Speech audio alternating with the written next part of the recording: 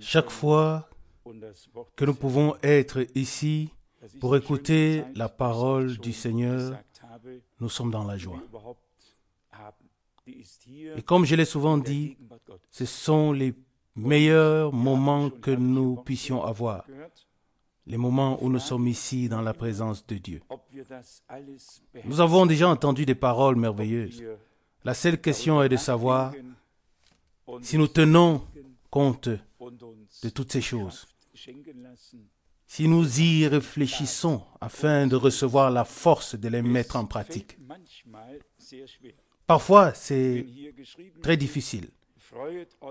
Quand il est écrit ici, « Réjouissez-vous dans le Seigneur », réjouissez-vous toujours dans le Seigneur. Et nous lamentons dans la plupart des temps. Et cela ne plaît pas au Seigneur. Et pourtant, il y a une lamentation qui est agréable au Seigneur. Il faut bien peser les Écritures et les mettre ensemble. Chaque chose en son temps. Je crois que c'est notre Seigneur lui-même qui a dit « Pleurez avec ceux qui pleurent, réjouissez-vous avec ceux qui se réjouissent. » Et ainsi de suite. Je pense que c'est Paul qui l'a dit, peu importe qui l'a dit. Ce soir, j'ai en fait un témoignage de ce que Dieu a fait pour des personnes. Et c'est toujours ce qui est le plus beau.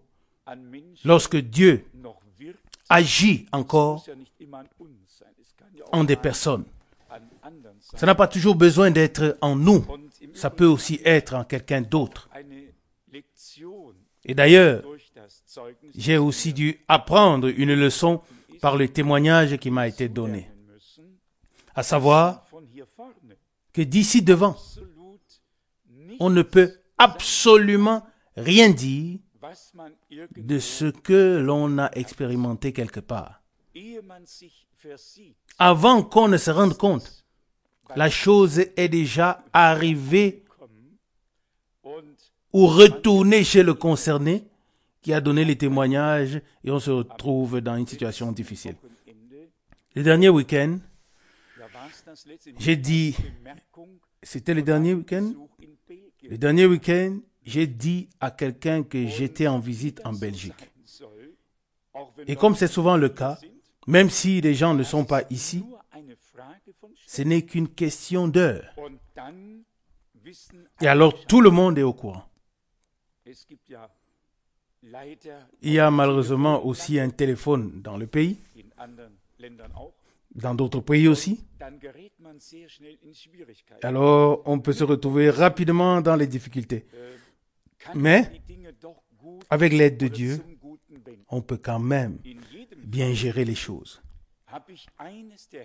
Dans tous les cas, j'ai entendu l'un des témoignages les plus glorieux de la part d'un frère. 5 hommes sont venus dimanche après-midi, dont justement ce frère dont il était question. Et en quelques minutes, nous avons pu dissiper les malentendus. Dieu nous en a fait grâce. Nous n'avons pas l'esprit de dispute, mais l'esprit de paix. Et nous pouvons plus gérer les disputes que les créer. Il y a certaines personnes qui le comprennent dans le sens contraire, mais il y a des personnes aussi qui sont destinées à apporter la paix. Mais revenons-en au témoignage. Ce frère est originaire de l'Italie et a vécu quelques années en Belgique. Mais c'est ici qu'il est devenu croyant. Et sa femme, qui était très catholique, ne voulait pas croire. Elle ne voulait pas croire. Puis un jour, il a dit, « Écoute, soit tu viens avec moi une fois à Krefeld, soit nos chemins se séparent. J'ai fait l'expérience de Dieu, alors tu peux aussi faire l'expérience. » Et elle est venue avec lui. Elle est venue avec un pantalon et maquillée et elle était troublée intérieurement car Oui, c'était un samedi. Et le dimanche, oui, dans sa famille catholique, il y avait la Sainte Communion entre guillemets. Et l'homme lui dit, tu viens avec moi? Mais elle voulait aller dans sa famille pour célébrer cette communion. Et il lui dit, non, tu viens avec moi. Et si tu veux aller à la fête, alors tu peux y aller et y rester. Mais elle ne le voulait pas. Et elle est venue à Krefeld. Et elle est montée et ne voulait plus redescendre. Elle ne voulait pas venir à la réunion. Elle était troublée intérieurement et ne voulait plus redescendre de la chambre. Et ce frère, qui n'avait jamais vu Sœur Kupfer de sa vie, se trouvait là en prière, en conflit avec Dieu, avec lui-même. Et il voit la Sœur Kupfer et il lui demande, « Parles-tu français ?» Et elle lui dit, « Bien sûr. » Et il dit à la Sœur Kupfer, « Monte s'il te plaît, voir ma femme. Elle est dans la chambre telle et telle. Mais n'aie pas peur. Elle n'est pas encore croyante. » Et elle lui dit, et il lui donne quelques détails. Et elle répond, oui, je monte. Et bien sûr, vous pouvez l'imaginer ce qui s'est passé. Vous pouvez imaginer ce qui s'est passé. Et la sœur Kupfer avait été à peu près dans la même situation, étant venue à Zurich la première fois. Et le dimanche suivant, la communion devait avoir lieu dans leur propre maison. Elle, étant devenue croyante, elle est immédiatement allée voir le prêtre pour lui dire, la communion n'aura plus lieu. Je suis devenue croyante. Et maintenant, Dieu utilise cette sœur Kupfer qui s'est trouvée dans la même situation à l'époque pour monter ici dans le bâtiment à côté et dire à l'autre sœur, écoute, ne t'inquiète pas, j'ai vécu beaucoup de choses. Je suis devenue croyante, figure-toi, il y avait une communion, elle devait avoir lieu le dimanche suivant. Et la femme entend, communion? Oui, elle aura lieu demain chez nous. Maintenant, la sœur Kupfer donne son propre témoignage et cette femme se dit, oui, est-ce qu'elle parle de moi maintenant? De quoi s'agit-il? Pour faire court par rapport à l'histoire, dans tous les cas, quelques minutes ont suffi et la femme s'est changée. Elle est venue à la réunion et a fait l'expérience du Seigneur. Je voulais juste te dire que Dieu a toujours encore des moyens de parler avec les gens. Il a les moyens pour les appeler, pour trouver le ton juste et les bonnes personnes pour parler avec ces gens. Amen. Quand on entend de tels témoignages, alors intérieurement on est dans la joie. Car toute la connaissance, tout l'enseignement, oui, c'est certes précieux, mais le plus précieux demeure les âmes, car les âmes valent plus que le monde entier. Et j'étais vraiment très reconnaissant pour les témoignages que j'ai entendus ici ce dimanche après-midi. Et nous voyons que le Seigneur agit encore. Parfois nous pensons, oui, il ne se passe rien dans nos familles, dans notre entourage et autour de nous, mais Dieu agit encore. Nous sommes encore dans le temps de la grâce. Des gens sont encore sauvés et trouvent le chemin qui mène au Seigneur, sont pardonnés et trouvent ainsi la paix avec Dieu. Personnellement, cela m'a beaucoup interpellé. Que des gens trouvent encore leur salut et leur béatitude dans le Seigneur. Et pour cela, chaque service divin devrait avoir pour but que le Seigneur puisse se révéler en des personnes. Et à partir des paroles lues que nous avons entendues, nous devrions, comme notre frère a dit, nous devrions reprendre courage et faire confiance au Seigneur. Car dans le chapitre 1, on a lu, je venais d'arriver, je ne suis pas très sûr, mais il était question du Seigneur. Et que le Seigneur, au jour de Jésus-Christ, achèvera ce qu'il a commencé et là où il a commencé. Chers frères, chères sœurs, chers amis, si tu sais que le Seigneur a commencé dans ta vie, alors je peux t'assurer, sur base de la parole du Seigneur, qu'il achèvera ce qu'il a commencé. Amen. Et si nous le savons, alors nous nous reposons alors dans la foi, dans le Dieu vivant, et nous ne tâtonnons pas dans l'incertitude, mais nous avons ancré notre foi qui ne dépend pas des circonstances, mais qui est ancrée dans ce que Dieu a fait en Christ. Amen. Au verset 6, il est dit dans Philippiens chapitre 1, c'est pourquoi je suis persuadé que celui qui a commencé cette bonne œuvre en vous, alléluia, la rendra parfaite pour le jour de Jésus-Christ. Amen. Je répète, si nous savons et nous avons expérimenté que le Seigneur a commencé son œuvre en nous, alors nous avons la certitude qu'il l'achèvera le jour de Jésus-Christ. Pas en ton jour. Tu te fixes une date et dis, oh, cher Sauveur, je ne peux plus, ceci et cela doivent se produire à tel moment. Non, ce n'est pas ce qui est écrit ici. Ici, il est écrit au jour de Jésus-Christ. Et quand ce jour a lieu, ce n'est pas ton jour. C'est le jour de Jésus-Christ. Et alors, l'œuvre qui a été commencée sera achevée. Mais parfois, nous nous compliquons la vie nous-mêmes. Peut-être pas vous, mais ma mentalité a tendance à le faire. Ici, il est véritablement écrit que lui qui a commencé l'œuvre en nous l'achèvera. Pas quand toi, tu auras fixé le temps, pas quand nous pensons que cela devrait déjà être le cas, mais le jour de Jésus-Christ. Et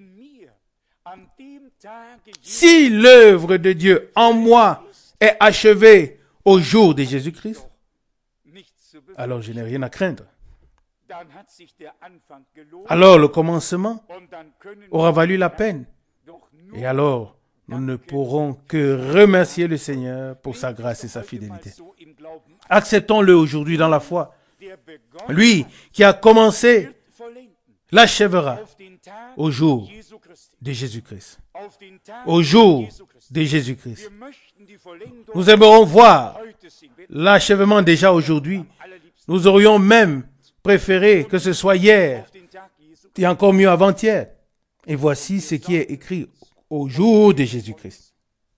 Et nous nous inquiétons, nous nous affligeons et nous causons du tort, du souci au Seigneur au lieu de croire du fond du cœur et de nous abandonner complètement à Dieu.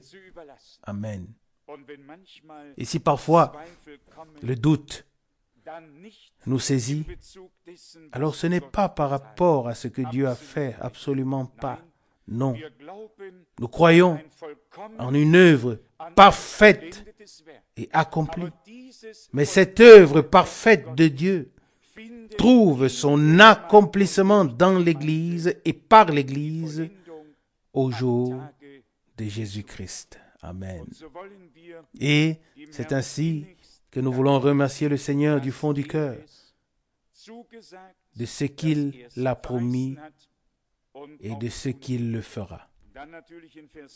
Puis ensuite, au verset 9, Paul écrit, Philippiens 1, verset 9, et c'est ce que je demande dans mes prières. Et ce que je demande dans mes prières, c'est que votre amour augmente de plus en plus en connaissance et en sensibilité, pour que vous discerniez ce qui est juste. Faisons de cela notre sujet de prière. Que ce soit notre prière. C'était la prière de Paul. Et il dit, ce que je demande dans mes prières, oui, ma prière aussi ce soir. Notre prière à tous ce soir est que notre amour augmente de plus en plus en connaissance et en sensibilité. Qui a de la sensibilité? Que Dieu nous le donne. Vraiment une sensibilité affinée. J'aimerais même appeler cela un tact dans le domaine spirituel. Comment pouvons-nous nous servir les uns les autres, être une bénédiction les uns pour les autres, dire ce qui édifie les autres? C'est ce qui nous a été lu dans le dernier chapitre. Et il est dit dans Philippiens chapitre 4, au verset 8, il est dit, à partir du verset 8, au reste, frères, tout ce qui est vrai, tout ce qui est honorable, tout ce qui est juste. Amen.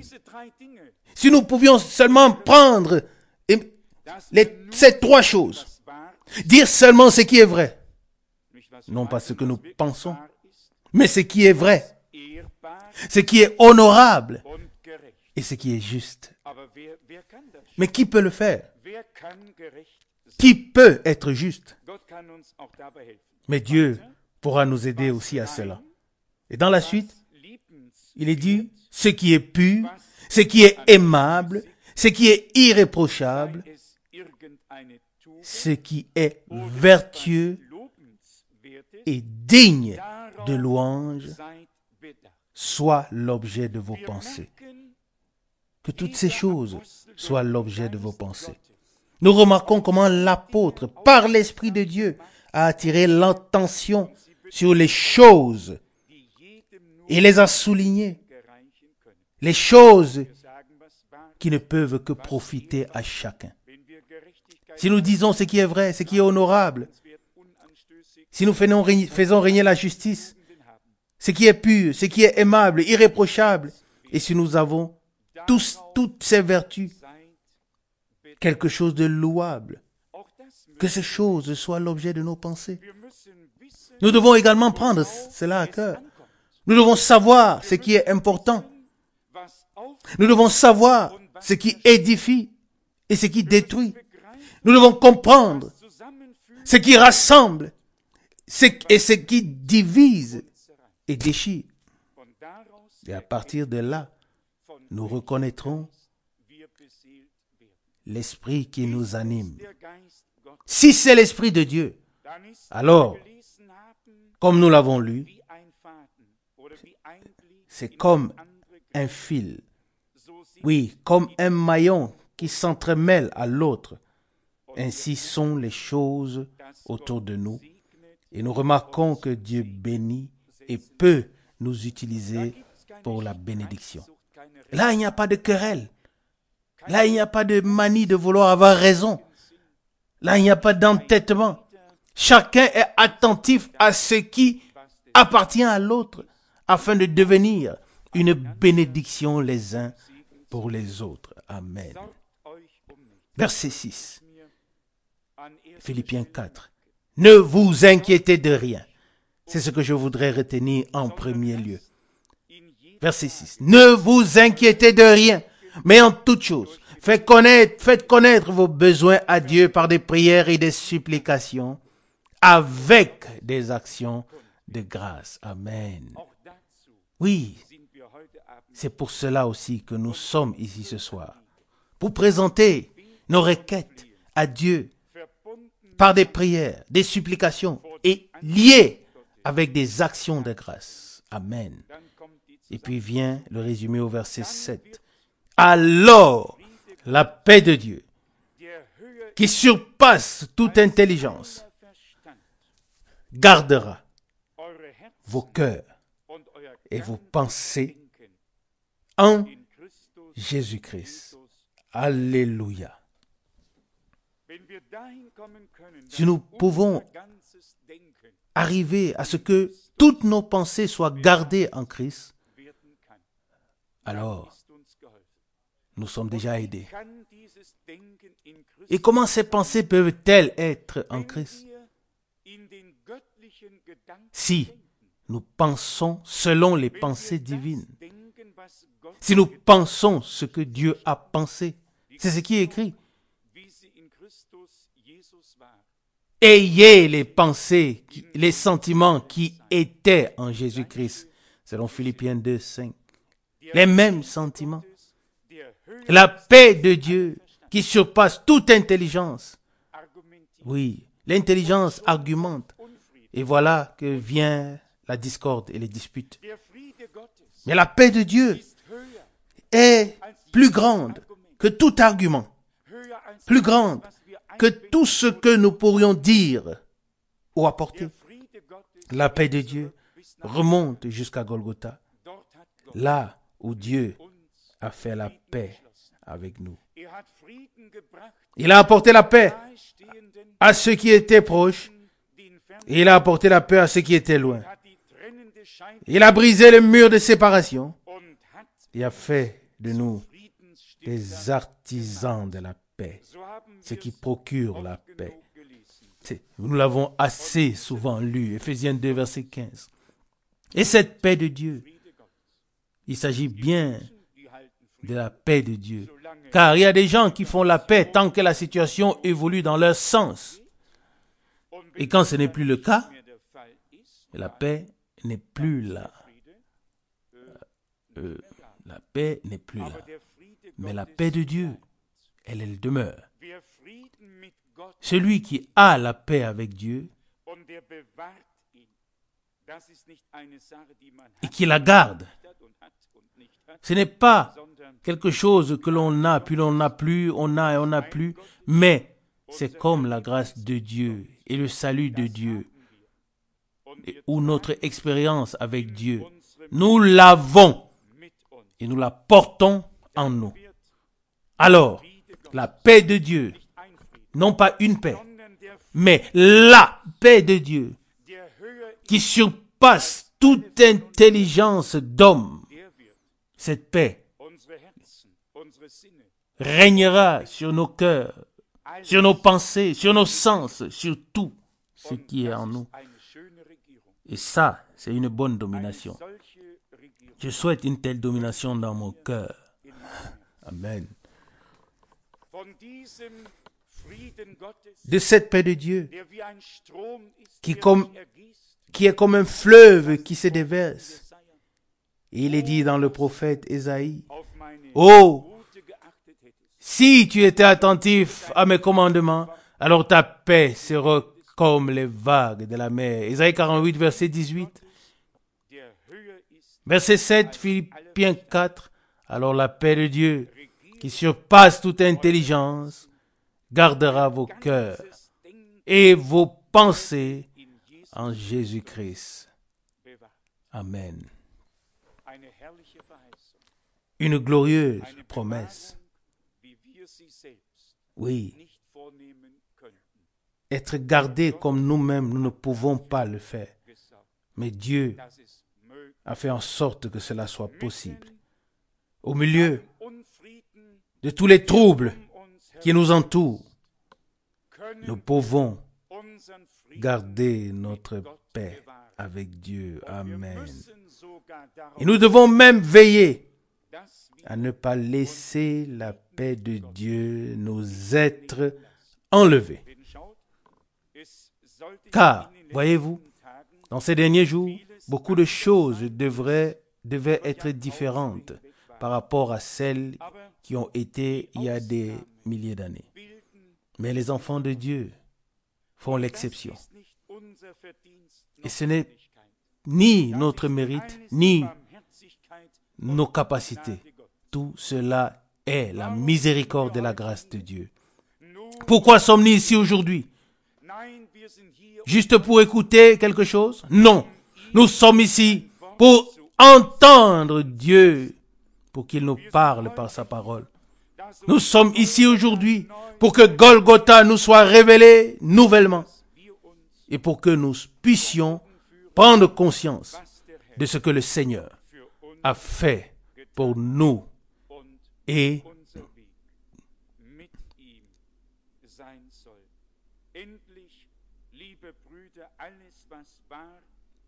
Pour prendre conscience de ce que Dieu a fait pour nous et de la voie que nous devons suivre avec lui. Verset 8, Philippiens 4. Au reste, frères, tout ce qui est vrai, tout ce qui est honorable, tout ce qui est juste, ce qui est pur, ce qui est aimable, ce qui est irréprochable, ce qui est vertueux et digne de louange, soit l'objet de nos pensées. Nous devons également prendre cela à cœur. Nous devons être attentifs à cela, car ce sont des choses par lesquelles nous pouvons être une bénédiction pour les autres. Et c'est ce que nous voulons aussi. Car c'est de l'abondance du cœur que la bouche parle. Nous pouvons peut-être tromper les autres, mais pas nous-mêmes. Nous devons veiller à ce que nos cœurs soient remplis de cet amour de Dieu et que toutes nos pensées, tout ce que nous sommes, puisse être enveloppé dans cette paix divine. Amen. Amen. Verset 9. Chapitre 1, Philippiens, chapitre 1, verset 9. Et ce que je demande dans mes prières, c'est que votre amour augmente de plus en plus en connaissance et en sensibilité, pour le discernement de ce qui est juste, afin que vous soyez purs et irréprochables pour le jour de Jésus-Christ, pleinement équipés du fruit de la justice qui croît par Jésus-Christ pour la gloire et la louange de Dieu. Amen. Le week-end dernier, nous avons parlé du fruit, du cep et des sarments, et ainsi de suite. Ici, il est à nouveau question de porter les fruits, savoir ce qui est juste en toutes choses. Nous ne pouvons pas le faire de nous-mêmes. Non. Nos décisions nous trompent. Notre jugement nous trompe. Nous devons nous en remettre à Dieu et dire, Seigneur, toi seul, toi seul. Et si nous nous confions ainsi au Seigneur, et si nous disons avec le compositeur de cantiques, plus de chemin, ni de volonté propre, que toi seul tu puisses décider, alors Dieu le fera certainement, sans que nous n'ayons besoin de beaucoup de paroles. L'amour de Dieu doit grandir de plus en plus. Et nous ne devons pas non plus manquer de connaissances et de sensibilité. Tout cela doit être là. Et que nous puissions discerner ce qui est juste en toutes choses. Non pas seulement dans certains cas, mais en toutes choses. Dieu nous amènera à ce niveau. Que nous puissions en toutes choses trouver ce qu'il veut dire ici. Je le crois, parce que nous avons introduit notre volonté dans la sienne. Il ne peut en être autrement. Nous cherchons la volonté de Dieu. Nous disons, nous crions, que ta volonté soit faite dans ma vie. Et il est certain que chacun d'entre nous a déjà dit à plusieurs reprises au Seigneur, notre vie n'a pas de sens et de but. Notre vie n'a de sens et de but que si elle est au service de Dieu. Cela vaut pour les frères et pour les sœurs de la même manière. Nous sommes là pour être à la disposition de Dieu. Le service de Dieu ne se fait pas seulement ici par la prédication. Nous servons Dieu tout le long de notre vie. Et si nous prenons cela à cœur, et si nous savons, partout où Dieu nous a placés, nous devons être à sa disposition, à son service, et il nous le donnera et nous l'accordera. Verset 10, pour le discernement de ce qui est juste en toutes choses. Je me le souhaite. Je me le souhaite à moi et je le souhaite à chaque véritable enfant de Dieu. Que ces paroles ne soient pas seulement écrites ici, mais qu'elles puissent devenir une réalité dans la vie de chacun d'entre nous par grâce. Toi et moi, nous ne savons parfois pas quel chemin Dieu a prévu pour nous. Nous nous disputons parfois avec lui plus violemment que d'autres ne l'ont fait. Mais c'est peut-être seulement une question, oui, quelque chose pour ceux qui ont un service à accomplir. Tous les autres marchent sur le chemin avec Dieu sans trop de soucis. Il est dit ici au verset 10, pour le discernement de ce qui est juste en toutes choses, afin que vous soyez purs et irréprochables pour le jour de Christ. Vous remarquez la différence entre la formulation « jour du Seigneur » dans tous les autres passages de la Bible. Et ici, il est question du jour de Christ et non du jour du Seigneur. Le jour du Seigneur est déjà le moment où le jugement se révèle. Le jour du Seigneur est un jour terrible. Mais le jour de Christ, c'est notre jour. Le jour que nous attendons. Le jour où notre Seigneur reviendra pour nous prendre avec lui. Et le jour du Seigneur, c'est le jour qui se révélera dans le feu et le jugement de tous les impies. Comme les hommes de Dieu ont bien formulé cela par l'Esprit Saint. Je me réjouis toujours de voir cette trace dans la parole de Dieu. Avec quelle précision, j'aurais presque dit, comme si l'Esprit de Dieu les avait dictés. En effet, il a dicté. En effet, c'est lui. C'était en effet une inspiration directe. Ainsi, nous devons être présentés sans reproche, sans tache, sans ride, le jour du Seigneur Jésus-Christ.